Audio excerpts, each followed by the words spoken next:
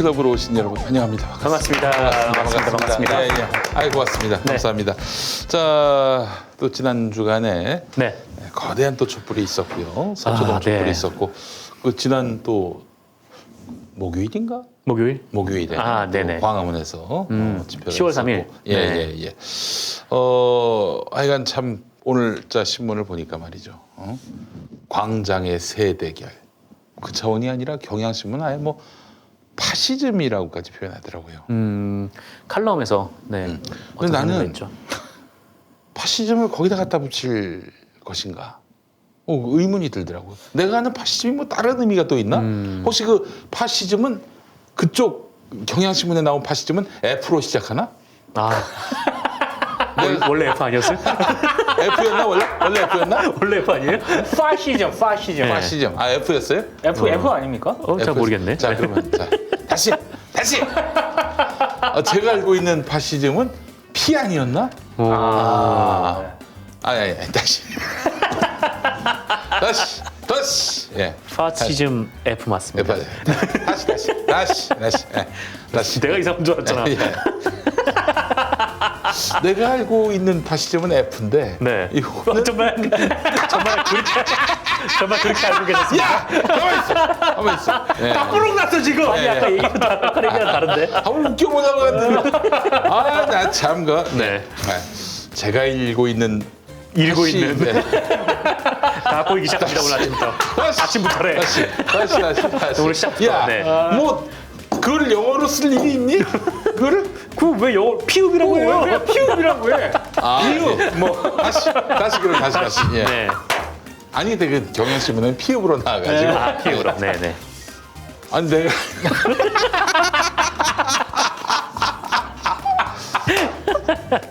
다시 하겠습니다. 처음부터 다시 하겠습니다. 야, 얘 그래도 박사인데 이게 무슨 개망신이니? 예. 처음부터 다시. 이미 글렀대. 됐어. 이거 저기 뭐야? 저 비공개로 만들어버리면 됩니다. 비공개로 만들어버리면 됩니다. 괜찮습니다. 어차피 다시 녹음이니까. 하겠습니다. 다시. 예. 권원 라이트 클럽에 오신 여러분 환영합니다. 반갑습니다. 네, 안녕하십니까. 네. 반갑습니다. 네, 반갑습니다. 오랜만에 뵙습니다. 네, 예. 아이고. 잘 지내셨고. 그러네요. 그렇습니다. 우리 민동기 기자님 어서 오십시오. 반갑습니다. 반갑습니다. 네. 오랜만에 뵈니까 너무 네. 반갑습니다. 자, 정상근 기자 나오셨어요. 네, 반갑습니다. 네. 반갑습니다. 예, 알겠습니다. 혹시 김용민의 김은 G입니까? K입니까? K입니까? 그래요. G로 하기로 했습니다. G로 하기로. 예. 네, 그렇습니다. G로 하기로 했어요. 예. 자, 관훈 라이트 클럽도 새로 시작을 했습니다. 네. 예. 자, 오늘 여러분 모처럼 착한 보쌈으로 다시 모시겠습니다. 아이고, 네. 이 착한 보쌈을 만드는 착한 보쌈. 업체 이름이 뭐예요? 예. 착한 보쌈? 익성이라는 소문이 있던데. 익성식품. 예? WFM 아니었습니까? 예. 하여튼 뭐 착한 네. 산업이라고 합시다. 착한 산업. 착한 산업. 착한 산업에 착한 보쌈이 있었고 착한 족발이 있었고 그렇죠. 또 착한 닭가슴살. 닭가슴살. 네. 이제 시작은 바로 착한 보쌈이었습니다. 착한 보쌈부터 또 함께 우리가 오늘 쓸어 버리죠. 그렇죠. 그러시죠. 알겠습니다. 자, 착한 보쌈 구매 후기 좀 읽어주세요. 착한 보쌈 너무 많나요. 진짜 너무 만족했어요. 두껍고 부드럽고 남자 둘이서 먹기에 양도 충분해요. 아이고 세상에. 이분들은 조금 드시나 봅니다. 예.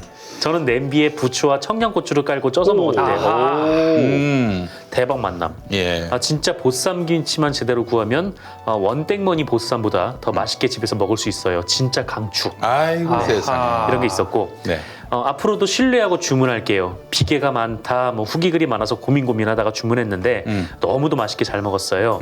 이 살이랑 비계가 적당했고요, 고소해요. 아이고. 냄새 전혀. 아주 깔끔했어요. 그렇습니다. 아들이 너무 잘 먹어서 재주문했어요. 네. 그렇습니다. 이제 단백질의 그 보고 아닙니까? 보쌈은. 네, 그것도 그렇죠. 일단 기름을 쫙 뺐기 때문에 이게 네네. 단백질 덩어리예요. 맞습니다. 엄청 느끼하거나 그러지 않아요. 그렇습니다. 네. 자, 김용민닷컴의 최고의 히트 상품 바로 착한 보쌈입니다. 특허받은 제조 방법. 네. 진공 상태에서 삼겹살을 재우고 숙성과 훈연을 거쳐서 저온으로 장시간 가열해서 갓 삶은 보쌈 고기의 맛입니다. 집에서 데워 먹어도 말이죠. 네. 전자레인지로 돌려 먹어도 갓 삶은 보쌈 고기의 맛입니다. 남다른 소금, 해양 오염이나 중금속 걱정 없는 몽골 소금. 몽골이 바다가 없잖아요. 네, 여기서 바다가 없죠. 잡아낸 소금이라고 한다면 이게 해양 오염, 중금속 아하. 이런 걱정을 할 여지가 없습니다. 네. 감칠맛을 더욱 높였습니다. 또 좋은 고기, 네, 모돈, 번식용 어미돼지와 같은 질 낮은 돼지고기가 아닌 질 좋은 고기를 사용해서 합리적인 가격과 맛있는 먹거리 어느 것 하나 놓치지 않았습니다. 돼지 열병에 걸리지 말라고 감기약을 다 먹였어요. 아, 이 착한 보쌈 돼지들한테. 농담이 네. 농담입니다. 예. 네, 그렇군요. 자, 착한 가격, 라면보다 간편하게 요리할 수 있는. 그냥 저 렌즈에 집어넣고 돌리면 그만이니까. 돌리기만 맞아요. 되죠. 되게 간편합니다. 자, 착한 보쌈 330g이 압도적 최저가 8,900원. 올리질 않았네. 이야, 대단합니다. 진짜 예. 가격 그렇습니다. 그대로네요. 가격 그대로예요. 네. 자, 여러분 착한 보쌈 많이 구매해 주십시오. 또 이제 다 저 살처분한 게 아니라 도축을 또 많이 하거든요. 네. 돼지고기 가격 큰 변동 없도록 많이 구매하는 것도 이 양돈 농가를 위해서 도와주는 길 아니겠습니까? 네, 그렇습니다. 그렇습니다. 자, 착한 보쌈 지금부터 시식하겠습니다. 아이고, 이 몇 개를 넣은 거야 이게? 어우, 한 세 세 줄 개, 정도 들어간 것 세 같은데요. 줄 정도 들어갔어요. 아이고, 여러분 빛깔 보십시오. 이게 따뜻해가지고, 응? 자, 이런 걸 또, 아이고야. 두께, 또 여기다 또 올려놓고. 네. 두께 보세요. 두께. 그저 새우젓, 응? 새우젓. 아, 제가 모두를 위해 이제 그 고기의 껍질을 벗기고 있는 동안 두 분의 양념만 까셨군요. 제 것도 좀 까주지. 진짜 너무들하네. 지건 지가 까야 됩니다. 네, 그렇군요. 내가 깠으니까 손대지 마. 아 근데 어떻게 이렇게 보들보들하지? 아, 이렇게 진짜 많은 양이 3만 원이 채 안 됩니다. 그러네. 먹고 있는 게. 일반적으로 보쌈 이만큼 양 시키려면 한 4, 5만 원 정도 아 있어야. 이거 보쌈집에 가면 네. 5만 원이죠 5만 원. 원땡머니 보쌈도 맛있긴 한데 근데 이거는 좀 제 입맛에는 훨씬 더 차원이 다른 것 같아요. 아, 그래요. 진짜 맛있어요, 이거는 진짜. 정말 딱 소비자의 그 눈높이를 맞췄어.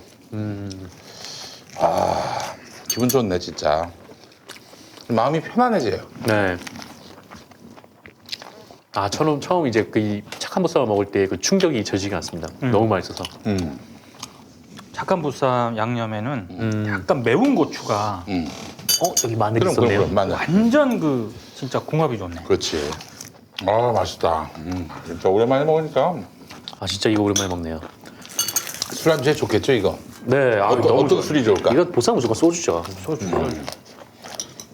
막걸리에 어울리는 건 뭐가 있을까? 아, 보쌈에 막걸리도 어울립니다. 네. 이거 예 막걸리도 잘 어울려요. 맥주는 어느 때 먹습니까? 맥주는 소주 먹고. 아 소주 먹고. 네. 보쌈 정도면은 소맥도 괜찮네. 보쌈 소맥도 정도. 좋죠. 그러면 소주는 언제 먹습니까? 맥주 먹기 전에. 근데 술이라는 게 다 입에 쓰지 않습니까? 네. 저는 항상 술을 먹은 다음에 마지막에 꼭 맥주를 먹어야 돼요. 그래야 이제 술 기운이 좀 사라집니다. 근데 배는 안 부르겠구나. 배가 왜요?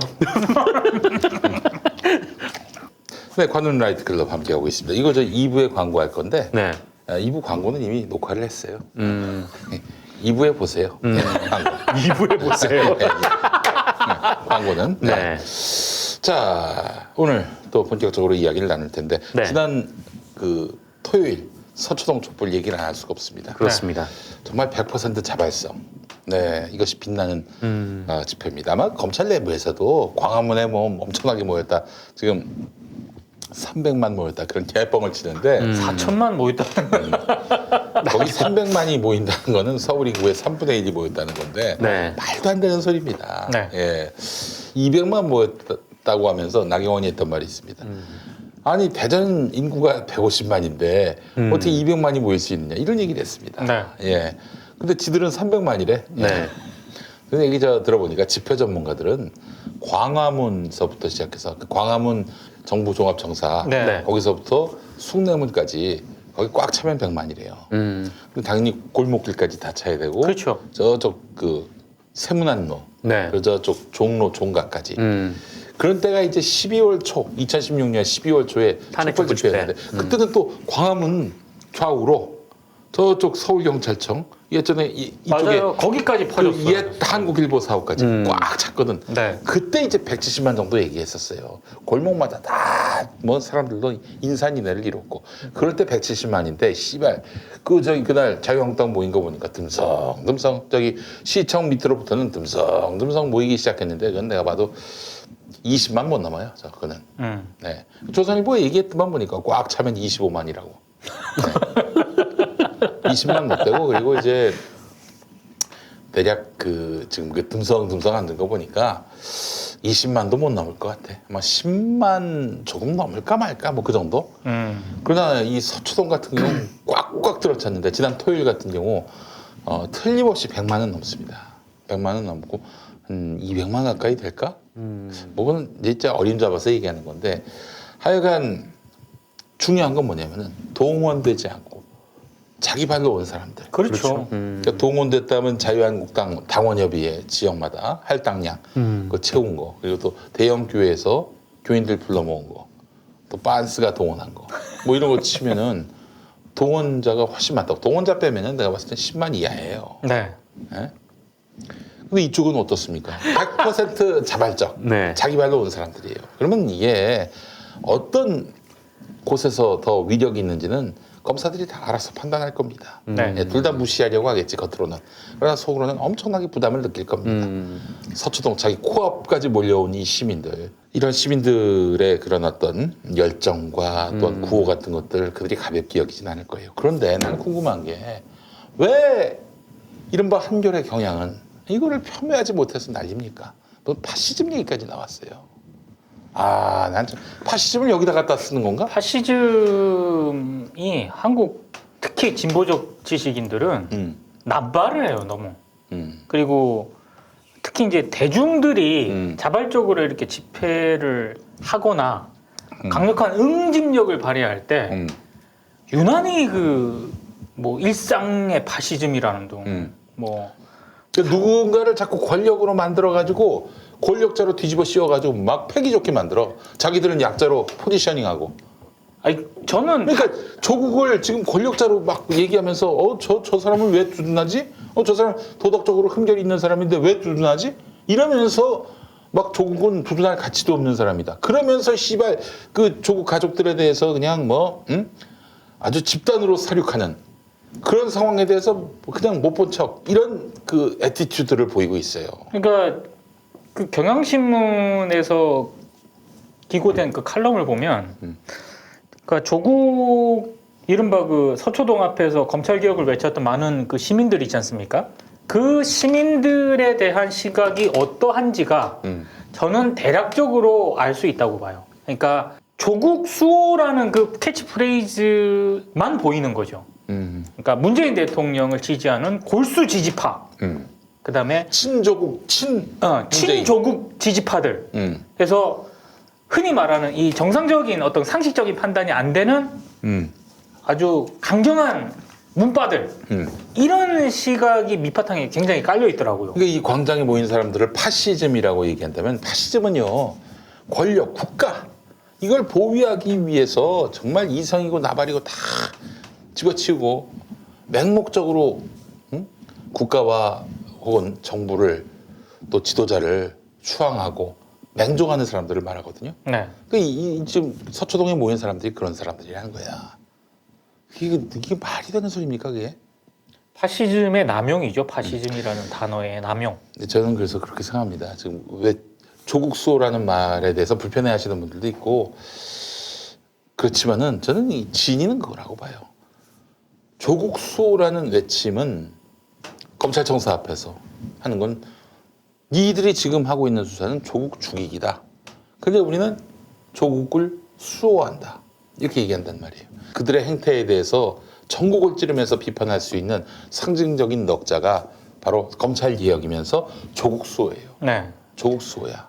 저도 뭐 일종의 상징이라 보고 근데 사실 이게 처음에 논란이 좀 불거졌을 때 이 검찰 개혁을 할 수 있는 사람이 이제 반드시 조국 교수만 있는 건 아니다라고 저는 처음에 생각을 했었어요. 근데 네. 다만 검찰이 그게 아니게 만들어버린 좀 그런 그렇지. 측면은 검찰이 분명히 있어요. 참전하면서 얘기가 180도 달라졌어요. 그러니까 왜 조국이냐, 왜 조국이어야 하냐라고 이제 물어보시는 분들이 있는데, 근데 이게 검찰이 이제 검찰 개혁의 당사자로 여기 이 싸움에 지금 참전을 했는데 네. 이 만약에 정말 뭐 그 재판 결과 뭐 아무런 혐의가 없는 상황에서 그렇게 결론이 났다면은 이 검찰이 그냥 수사를 하는 정도만으로 이게 법무부 장관과 그리고 검찰 개혁을 좌초시킬 수 있는 그런 상황이 되어버린 거거든요. 그래서 그렇죠. 이게 지금 상황이 이 검찰 개혁을 검찰이 이제 스스로 막아낼 수 있는 좀 그런 상황이 계속 되어지는 거죠. 이 조국 장관이 낙마를 한다면. 글쎄. 그래서 이 조국 장관이 뭐 일단 그게 뭐 검찰이 뭐 기소를 하고 뭐 그다음에 이제 재판까지 가야 되는 거고 그다음에 이제 뭐 검찰에서 계속 뭐 이제 그 만약에 이게 뭐 의혹이 있어서 수사에 돌입을 했는데 이 수사 결과를 뭐 나중에 발표를 했다거나 아니면 계속해서 조용한 수사를 해서 뭐 어차피 검찰도 당사자로서 좀 조용한 수사를 해서 그 결과를 발표했다거나 했다면은 여론이 이렇게 가지 않았을 거라고 생각해요. 근데 그 검찰은 계속해서 뭐 피의자를 좀 망신 주기로 이제 수사 계속 흘리고 막 그런 이렇게 피의공피 사실 유포에 막 이런 식으로 계속 행동을 해왔단 말이죠. 네. 그러니까 이런 그 구태적인 모습이 딱 드러나니까 이제 사람들이 거기에 열이 확 받아버린 거죠. 그래서 결국 이제 조국이 아니면은 검찰 개혁을 못하냐라고 만들어버린 건 전 검찰이라고 생각해요. 그렇죠. 근데 뭐 어쨌든 뭐 지금 뭐 오늘 문재인 대통령께서 얘기를 하셨던 게 뭐 가장 적절한 얘기라고 저는 생각을 하는데 네. 뭐 어쨌든 뭐 그 광화문에 뭐 저도 다 뭐 그 공문도 보고 뭐 정광훈 목사가 이 하는 행동도 좀 보긴 봤는데 근데 어쨌든 뭐 거기서도 뭐 자발적으로 나오신 분들이 있을 거란 말이에요. 있죠. 그래서 네. 뭐 거기 뭐 광화문이든 뭐 서초동이든 그 자유한국당은 계속해서 서초동을 뭐 폄훼하면서 막 그렇게 행동을 하던데 그건 정말 이 정치 세력으로서 해서는 안 될 일이라고 좀 보고. 관제 대모래. 네. 민주당은 우상호 의원도 그런 말했지만 문자조차 안 보내다 보니까 아 섭섭하다. 당원들이 도리어 그렇게 이야기를 할 정도래요. 근데 지금 자유한국당이 저렇게 이제 문자를 딱 보냈는데 네. 이 원외위원장들 이 사람들이 눈이 안 돌아가겠습니까? 총선이 코앞인데. 그렇지. 예. 그럼 자유한국당에서 그런 공문 내려오면 나는 이걸 지켜야 되는 거예요. 그래서 이제 뭐 몇 명의 사람들이 막 데려갔겠죠. 막 쭉 데려갔을 텐데. 400명을 데려간다고 집에 예를 들어서 부산에서 네. 자유한국당 소속이고 거기 지역구야 그리고 국회의원이야 400명은 기본으로 데려가야 돼요. 그럼 저봐 그 요즘 저 버스 한 대 대절하는데 얼마입니까? 왔다 갔다 예를 들어 부산에서 조경태 씨 같은 분이 45인승이 90만 원 선이라고. 그렇게 많이 주나? 왕복이 다 왕복 그렇지 시발 기름값까지 해가지고 그러면은 예를 들어서 45인승 10대 쳐봐요. 그러면 어떻게 되는 거야? 한 80만 원 90만 원 치면은 800만 원, 900만 원. 근데 이제 그거는 지금 버스 대여만 그렇잖아요. 그렇지 밥도 먹여야지. 밥도 먹여야 되고 비용 되게 많이 들어요. 아, 최소한 2천만 원 든다고 하시네.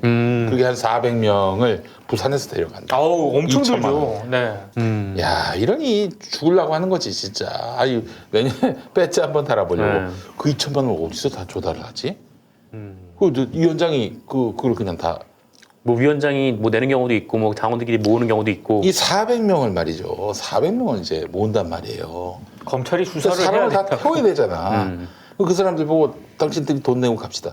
가냐 이거야. 안 가죠. 당비도 몇천 원밖에 안 되는데. 그럼요. 월. 어? 그러면 결국엔 이제 위원장이 다 뒷감당을 해야 되는 건데. 응? 그 자금을 어떻게 모았는지 이거 털면 뭐가 나올 거야. 특수부를 투입해야 된다라고. 그러니까 저 뭐 무슨 저 자소서 이런 거 털지 말고 이런 거 한번 털어봐요. 네. 어? 그렇잖아. 그러니까 이번에 당에서 표창장 받는 원외위원장들. 위조 의혹부터 시작해서. 네, 그렇죠. 네. 예, 알겠습니다. 자, 그리고 또 우리 민동기 기자님, 그러면은 이게 정말 사그라들게 될 시점이 올까? 우선 그부터 한번 여쭤봅시다. 저는 계속 간다고 봅니다. 계속 간다. 네. 아 지금 총선 때까지 이런 호재가 없다. 근데 벌써부터 중도층부터 이 넌들머리를 내요. 맞아요. 날마다 조국 얘기만 나온다고. 뉴스가 그거밖에 없냐고. 네.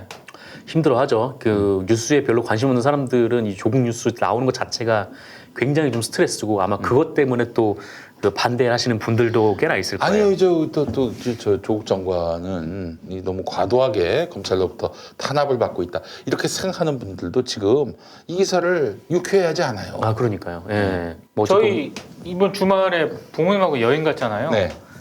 저희 부모님이 그런 얘기를 하더라고요. 음. 그러니까 저 너무 저러면 안 돼.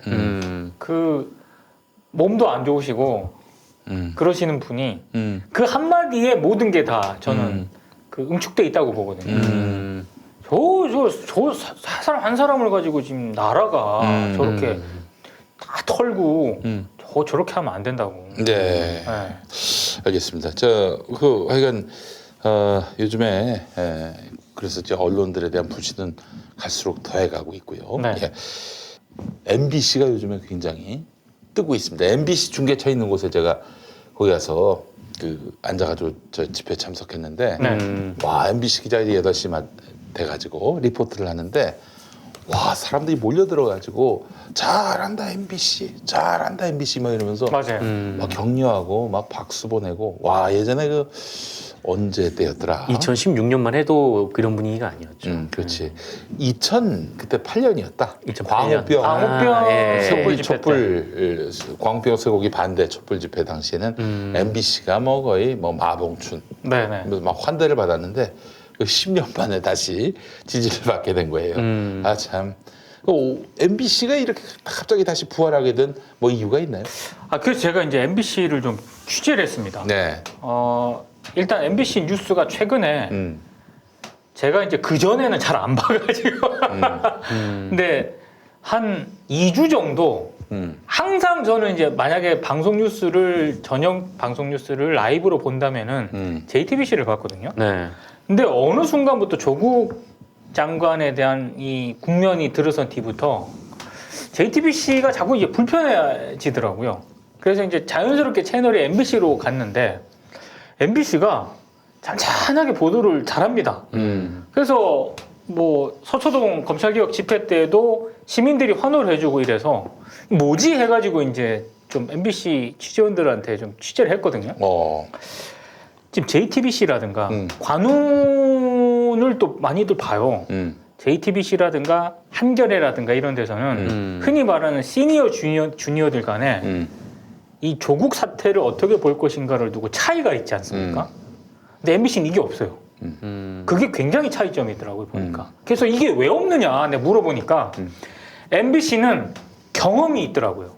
왜냐하면 방금 그 광우병 촛불 집회 때 얘기를 했지만 PD 수첩이 그때 당시 광우병 관련된 그런 내용을 가지고 제작진이 검찰 압수수색 당하고 다 털리고 피의사실 공표 때문에 완전히 무슨 죄인 비슷하게 만들어 버렸거든요, 검찰이. 그래서 그 검찰 권력에 대한 어떤 견제가 작동이 돼야 된다. 그리고 피의사실 공표라는 게 얼마나 무책임한 것인가. 이런 부분들에 대해서 PD들이건 기자들이건 간부들이건 어느 정도 이게 여기에 대한 문제의식이 공통적으로 있더라고요. 이게 굉장히 JTBC와 뭐 경향이라든가 한겨레하고는 차이가 좀 나는 부분이라고 보고 또 하나는 제가 이제 이 보도 책임자가 박성재 보도국장이잖아요. 또 박성재 국장한테도 전화를 했거든요. 네. 법조팀하고 왜냐하면 지금 다른 언론사들은 검찰 출입 기자라든가 법조팀에서 이 사안을 핸들링을 많이 하지 않습니까? 간부들이 여기에 또 힘을 많이 실어주고 그래서 지금 보도가 시민들이 생각하는 방향하고 주류 언론들이 생각하는 이 조국 사태가 엇갈리고 있거든요. 네. 물어봤어요. MBC는 그런 게 없느냐. 네. 근데 다행히 MBC의 법조팀의 흔히 말하는 반장이 일진이 사실 그 전에는 저도 MBC가 좀 조국 보도 좀 다른 언론들하고 비슷하게 가지 않았냐라고 그렇지. 물어봤거든요. 근데 박성재 국장은 그게 아니라고 얘기를 하더라고요. 그래요? 똑같았다. 근데 뭐가 달랐느냐? 청문회 전에 MBC가 그 공직자 검증을 하는 그런 차원에서 뭐 사모펀드라든가 이게 뭐 이런 의혹 있잖아. 이런 의혹, 청문회 전에 언론이 공직자 검증 차원에서 의혹을 제기를 했고 그러니까 자기가 봤을 땐 그런 거는 언론이 제기할 수 있다고 본다. 근데 언제부터 MBC가 시민들이 봤을 때 바뀌기 시작했냐고 이제 좀 느끼기 시작을 했냐면 검찰이 개입을 했을 때, 검찰이 본격적으로 참전을 하기 시작했을 때 검찰이 언론들한테 흘렸잖아요. 박성재 국장 얘기는 이거는 다르다. 왜냐?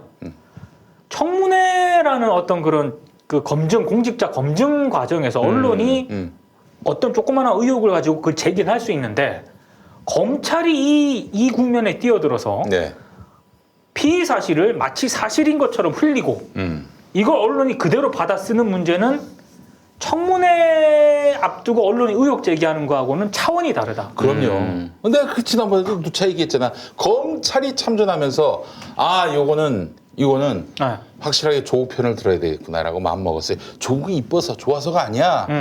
검찰이 끼어드는 순간 이 판은 결국 완전 다른 판이 된 거죠. 검찰이 종결할 수 있는 권한을 주게 되는 겁니다. 그러니까 검찰은 끊임없이 회의해야 되고 끊임없이 그 감시를 해야 되고 끊임없이 견제를 해야 되는 거예요. 네. 검찰이 흘리는 정보 그대로 갖다 받아 쓰는 언론들은 그건 언론도 아닌 거예요. 그러니까 그 전에 청문회 전에 MBC가 보도했던 거는 자체적으로 일단 법무부 장관 후보자니까 어떤 의혹들이 좀 검증할 게 있느냐 기자들을 푸른 거죠. 그래서 자체적으로 취재를 해가지고 이거는 조금 뭐 논란이 될 수 있겠다라고 의혹 제기를 한 거고 근데 검찰이 참전한 뒤부터는 검찰이 막 흘리잖아. 이거는 받아 쓰는 게 아니라 네. 검찰이 흘리는 것도 검증 대상이라고 봤던 거죠. MBC가 그에 대한 트라우마가 있어요. 특히 뭐 박성재 기자를 비롯해서 MBC의 최승호 체제 이후에 그 언론인들 지금 저 중역이 된 분들 특히 이제 광주 MBC 사장으로 내려간 송일준 PD 같은 그렇죠, 그렇죠. 이런 분들은 검찰이 무슨 짓을 하는지 표적으로 삼아가지고 죽여야겠다라고 생각하는 그 대상에 대해서 어떻게 그들이 이런 터무니없는 공작에 준하는 아니 그 자체로 공작이죠. 공작으로서 어떻게 사람을 죽이는지 직접 체험해 본 사람. 맞아요. 그 도마 위에 올라가 본 사람이야. 그렇기 때문에 검찰의 이런 피의 사실 공표나 이런 것들에 대해서는 몸서리를 치는 거예요. 네. 이건 믿어서는 안 된다. 의식적으로 믿어서는 안 된다. 요거는 끝까지 검증해 봐야 되고 이 자체는 부당한 행위라는 점을 전제하고 짚어봐야 된다. 그러니까 MBC 보도가 이때부터 확연히 달라진 거지. 다른 언론과. 검찰이 참전을 할 때 MBC 법조팀에서 보도국장에 그렇게 보고를 했다는 거 아닙니까? 무조건 안 받아 쓴다. 검증을 할 수 있는 데까지 한다. 그래서 박성재 보도국장이 그건 잘한 판단이라고 그렇게 해서 MBC가 그러니까 달라진 게 아니라 예. 청문회 전과 검찰이 참전하기 전과 후에 따라서 완전히 검찰이 참전을 하고 피의사실 흘리는 거는 검증 대상이라고 봤던 거고요. 나머지 상당수 언론들은 흘리는 대로 관행적으로 받아 쓴 거를 그대로 간 경우죠. JTBC까지. 독점적으로 정보 야 너한테만 주는 거야. 그러면 이거 보도하는 순간 단독이 되는데, 그렇죠. 특종이 되는데 그냥 주는 대로 다 물어가지고 보도를 하는 겁니다. 네. 그러니 이 특종에 환장한 것들 시시비비 가리기보다는 이게 옥석을 가리기보다는 그냥 주는 대로 다 보도하는 애들이니까 야수가 돼버린 거지, 맹수가 돼버린 거지. 그러니까 철가방 아저씨 오니까 막 그냥 그 웃으면서 달려드는 거 봐봐요. 그 진짜 좀 심하더라고요. 등골이 오싹하지 않습니까? 이렇게 이런 악마의 모습을 한 자들이 있나 그런 생각이 들었어요. 그리고 제가 MBC 뭐 다 취재를 한 건 아니지만 공통된 얘기를 하더라고요. 이거는 정말 MBC가 지금 다른 언론사와 다르게 보도를 할 수밖에 없구나라고 느낀 결정적인 계기가 지금 시민들이 서초동 앞에 가서 검찰개혁 외치고 있지 않습니까? 이걸 어떻게 바라볼 것인가. 그러니까 검찰개혁과 언론개혁을 동시에 외치잖아요. 근데 제 MBC 취재원들이 공통적으로 했던 얘기가 뭐냐면은 살아있는 권력, 그러니까 주니어들 지금 뭐 한겨레라든가 JTBC 내부에서 주니어와 시니어 사이에 이게 형성되고 있는 갈등 있잖아요. 이게 나올 수밖에 없는 이유가 있다. 왜냐하면 지금 저 서초동 앞에 모인 시민들은 검찰개혁과 언론개혁을 동시에 외치는데 살아있는 권력, 그러니까 조국 법무부 장관에 대한 의혹 제기 자체를 하지 말라는 게 아니다. 살아있는 권력도 견제하라고 한다. 그런데 사실에 근거해서 정권을 비판하더라도 비판을 해야 된다. 근데 과연 지금 조국 장관과 관련된 그런 상당수 언론들의 보도가 네. 사실에 근거한 보도냐, 팩트에 기반한 보도냐, 라는 부분에 있어서 제 MBC 취재원들은 아닌 것 같다. 그러니까 검찰이 일방적으로 흘려주는 피의 사실을 확인 없이 그냥 보도, 지금까지 했던 대로 보도하는 그런 경우가 많았고 살아있는 권력을 당연히 해야 된다. 검찰도 비판해야 되는 것처럼 청와대도 비판해야 되는데 그거는 팩트에 기반했을 때 힘을 발휘하고 그 시민들한테 정당성을 인정을 받는 거지. 지금 조국 장관과 관련된 이런 상당수 언론의 의혹 보도는 거기서 상당히 멀어지는 것 같다. 그러니까 검증되지 않은 이런 보도들이 팩트인 것처럼 나가는 경우가 많다는 거예요. 이걸 MBC 구성원들이 다는 아니겠지만 상당 부분 이렇게 공감대가 형성이 돼 있더라고요. 그러니까 다른 보도가 나올 수밖에 없어요. 제가 이렇게 쭉 얘기를 들어보면서 다른 기자들이 이렇게 생각 안 하거든요. 조국 검찰이 흘려주고 단독 쓰고 이렇게 해서 청와대 뭐 견제하고 조국 장관 문제 있으면 날려야 되고 이런 인식이 있어요. 근데 조국 장관이 과연 지금의 어떤 그 검찰 이런 권력 관계만 놓고 봤을 때 조국 장관이 과연 살아있는 권력인가? 좀 아닐 것 같다. 왜냐면 오히려 권력은 검찰이 더 많이 가지고 있다. 이런 인식을 내비친 기자들도 있었어요. 지금 MBC가 조국 빠들, 문재인 빠들한테 줄 섰다 이렇게 얘기하고 그게 싶은 아니에요. 친구들이 있겠지. 응? 근데 말이죠. 지금 조국 빠, 문재인 빠들에게 줄 선 겁니까 이게 MBC가? 그 검찰발 보도를 검찰에서 주는 그쵸. 정보를 있는 그대로 물어서 보도하는 것이 아니란 말이에요. 배워야 될 일입니다 이게. 당연하죠. 이 다른 언론들은 말이죠. 전 그래요. 이 사람들은 지금 보도할 때 검찰에 따르면 이렇게 보도하지 않습니다. 요즘 어떻게 보도하는 줄 아세요?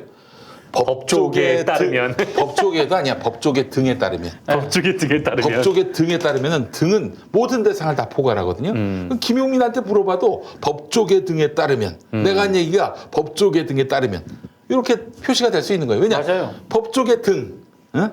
법조계를 뺀 나머지까지 다 포함해서 법조계 등에 따르면. 등이 얼마나 기사에서 무책임한 그렇지. 단어인데. 사실은 실질적으로 보면은 정확하게 누가 그런 얘기를 했는지 이름을 밝혀야 돼요. 맞아요. 그게 당연한 건데 그것도 자기한테 정보를 준 사람인데 근데 법조계 등에 따르면 이렇게 나온다. 이거 대부분 다 검찰이 준 거라고 보면 돼요. 네. 검찰이 줬다고 봐야죠. 그러니까 네. 이게 그러니까 한마디로 이제 피의 사실 공표를 없애고 이 검찰에서 수사를 하는 게 있으면 이렇게 대중적 관심이 높은 사안에 있어서는 공개 브리핑을 하면 되는 거예요. 맞아요. 그러면 뭐 누가 얘기를 했는지 그게 명확히 드러나는 거죠. 네. 거기서 얘기하지 않은 게 이제 나왔다, 검찰 말로 나왔다라고 하면 그건 이제 무조건 검찰을 색출을 해내는. 전 이런 생각이 들어요. 왜 이런 확인되지도 않은 검찰이 주는 정보를 그렇게 정말 거침없이 보도를 하느냐. 예컨대 잘못된 보도예요. 채널A도 굉장히 큰 잘못을 저질렀구만 보니까 진짜. 동영상 서울대 인권센터 동영상에 조민 씨가 없더라. 조국 장관 딸이 없더라. 그렇게 보도를 했는데 네. 동영상이 있어. 근데 만약에 그 동영상을 조국 장관 측이 안 갖고 있었다. 무슨 일이 벌어질까? 그러니까 검찰이 흘려주는 정보인 게 거의 확실한데 그런데 내가 그걸 반박할 수 있는 증거가 없어. 그러면 그는 팩트가 돼버리는 거예요. 사실이 돼버리는 거야. 그러니까 동영상에 이제 조민 씨가 없었다라고 했는데 이 정경심 교수의 변호인단에 따르면은 있었다라는 거죠. 네. 네. 그러니까 검찰은 이게 저쪽에도 있었네 하면서 놀랐을 거야. 근데 하여간 이렇게 미확인 정보 검찰에서 물어다 준 정보를 보도했단 말이죠. 그럼 예를 들어서 내가 그 피해자야. 내가 지목받아가지고 하지도 않은 일인데 했다고. 혹은 한 일인데 하지 않았다고. 이랬을 경우에는 손해를 입었잖아요. 네. 파렴치한이 되는 거고. 그래서 내가 그 보도한 언론을 걸어. 고소를 해. 혹은 고발을 해. 그러면은 내가 명예를 회복할 수 있을까? 어렵죠. 검찰이 기소하지 않으면 어떻게 되는 거야? 기소하지 않으면 뭐 끝나는 거고. 없는 사건이 되는 없는 겁니다. 사건이 되는 거지. 이렇게 돼서 공소권 없음 이렇게 맞아요. 해가지고 종결시켜 버리면은 네. 그냥 내가 그 손해를 다 뒤집어 쓰는 거야. 그러니까 그거를 믿고 있는 거야. 이 언론들이 기레기들이 말이죠. 나 기레기란 말은 잘 안 쓰려고 했는데 그렇게 검찰이 물어다 준 정보를 갖고 보도를 하면은 뒤탈이 없을 것이다. 아 그리고 제 MBC 취재원 중에 한 명이 이런 얘기도 했습니다. 왜 이렇게 그 검찰이 흘려주는 거를 막 쓰고 조국 장관에 대해서 뭐 일가족과 관련된 확인되지 않은 이런 사실들을 막 쓰냐. 진짜 중요한 얘기를 했어요. 저는 제 취재원이 했던 얘기 중에 이것도 상당히 신뢰성이 있다고 보거든요. 그거는 문재인 정부가 그렇게 써도 조국 장관이 그렇게 써도 그냥 고소 안 가만히 냅두기 때문이다. 자, 이런 얘기들 많이 합니다. 나경원, 황교안 관련한 아이들 특권 입학 이거에 대해서 왜 보도를 안 하느냐라고 막 기자들한테 묻잖아요. 건다고 지금 하고 있지 않습니까? 고소를 하니까 못 하는 거야. 고소를 네. 하니까. 아니 진짜 솔직하게 얘기하더라고. 문재인 정부와 조국 장관이 자유한국당이나 나경원 원내대표식으로 만약에 강경하게 막 대처하잖아요. 못 쓴다고 그러더라고. 못 써. 근데 그렇게 안 하기 때문에 음. 아 여기는 써도 그냥 알려드립니다. 그게 아니다라고 뭐 대변인이라든가 발표를 하지 막 소송 제기하고 이러진 않는다. 라는 인식이 기자들 사이에서 퍼져 있대요. 그 지금 저 이른바 진보 엘리트들 그들이 왜 나경원, 황교안에 대해서 침묵하느냐. 뭐 겉으로는 그러지. 아유, 뭐 걔네들 뭐 워낙 쓰레기들인데 뭐 굳이 언급할 필요가 있느냐. 아니지. 고소 그런 게 당할까 봐. 고소 당할까 봐. 그겁니다. 딱 하나 그거예요. 그 얼마나 골치 아픈 일인데 고소 당해서 막 그 경찰, 검찰, 법원에 불려다니는 게 얼마나 귀찮은 일인데요. 뭐 귀찮은 일이긴 하죠. 근데 뭐 다 그런 거 거기다가 같고. 처벌까지 받아봐. 이거 어떻게 뒷감당을 해. 그러니까 이제 못하는 겁니다. 아마 이 조국 장관이 뭐 고소를 한다라고 해도 그럼 이제 언론 탄압이다라고 기사를 쓰겠죠. 그렇지. 그게 말하자면 자기들의 방어막인 거야. 아니 전에는 표현의 자유가 중요하다고 얘기해놓고는 그러니까 지금 이렇게 극우들이 난리를 피우고 설치는 이유 중에 하나가 그래봐야 뒤탈이 없으니까.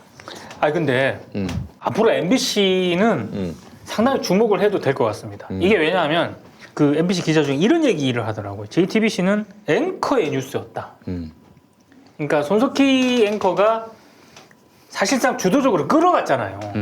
이른바 탑다운 방식으로 끌어갔기 때문에 손석희 앵커가 흔들리거나 손석희 앵커의 영향력이 예전보다 약해졌을 경우에는 JTBC 보도에 상당히 좀 문제점이 노출될 수 있는 반면 MBC 지금 기자 저 뉴스는 흔히 말해서 기자들이 스스로 이제 문제의식을 가지고 발제를 하고 리포트를 하는 경우가 많거든요. 그게 이제 보도국이라든가 그 간부들이 어느 정도 이제 보장을 해주고, 그러니까 JTBC가 앵커의 뉴스였다면 MBC는 기자의 뉴스인 거예요, 지금. 이게 이제 어느 정도 궤도에 올라가면서 이게 이제 컬러가 좀 나오는 것 같아요.